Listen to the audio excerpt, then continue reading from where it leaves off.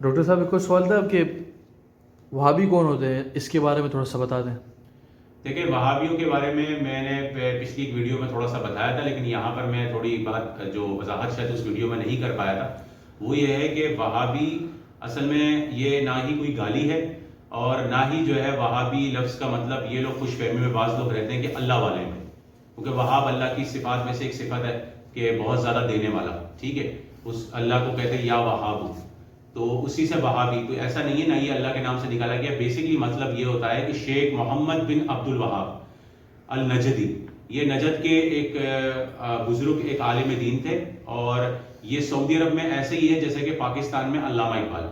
ٹھیک ہے نا۔ انہوں نے وہاں پر جو ہے ایک اسلامی اسٹیٹ کا تصور پیش کیا سعودی خاندان میں، اور پھر انہوں نے پھر ایک اسٹیٹ قائم کی جسے آج مملکت السعودیۃ العربیہ کہا جاتا ہے۔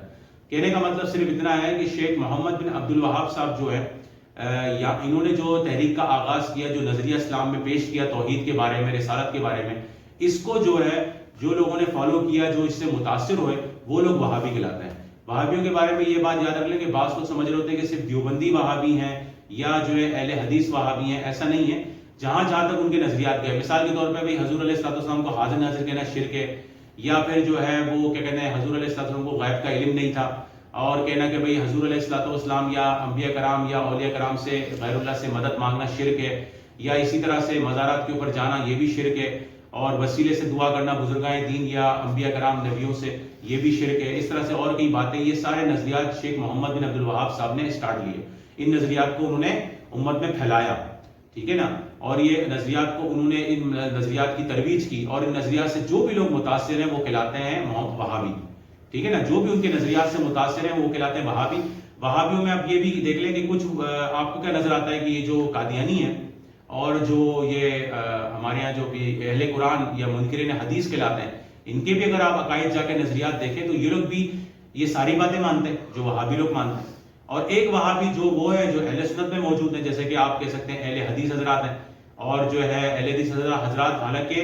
اپنا ایک فقہ رکھتے ہیں، اور شیخ محمد بن عبد الوہاب صاحب حنبلی تھے، لیکن اس کے باوجود عقیدے میں وہ شیخ محمد بن عبد الوہاب صاحب کو فالو کرتے ہیں اہل حدیث،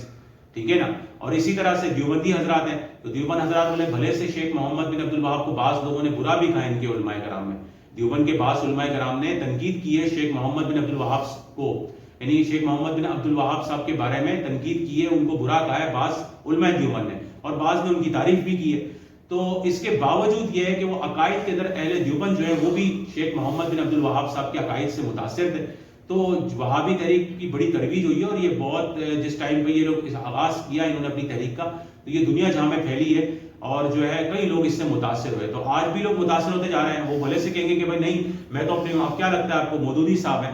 مودودی صاحب بھی شیخ محمد بن عبد الوہاب صاحب کی تحریک سے متاثر تھے، حالانکہ نہ وہ دیوبندی تھے، نہ بریلوی تھے، نہ اہل حدیث تھے، وہ اپنی خاص سوچ رکھتے تھے اسلام کے بارے میں، لیکن اس کے باوجود ایسا کوئی نہیں ہے، وہ بھی عقیدے کے لحاظ سے ان کو بھی وہابیوں میں انکلوڈ کیا جائے گا۔ تو یہ وہابی ایک تحریک ہے، ایک نظریہ ہے، اور اس سے بہت سارے لوگ اس کو فالو کرتے ہیں یا اس نظریے کو مانتے ہیں، وہ پھر وہ جو ہے نا، جو ان چیزوں سے جو میں نے کچھ چیزیں بتائی ہیں، اور بھی تفصیلات ہیں جسے آپ کتاب التوحید میں پڑھ سکتے ہیں، اور ان کی ایک اور کتاب ہے ان کی کشف الشبہات کے نام سے غالباً،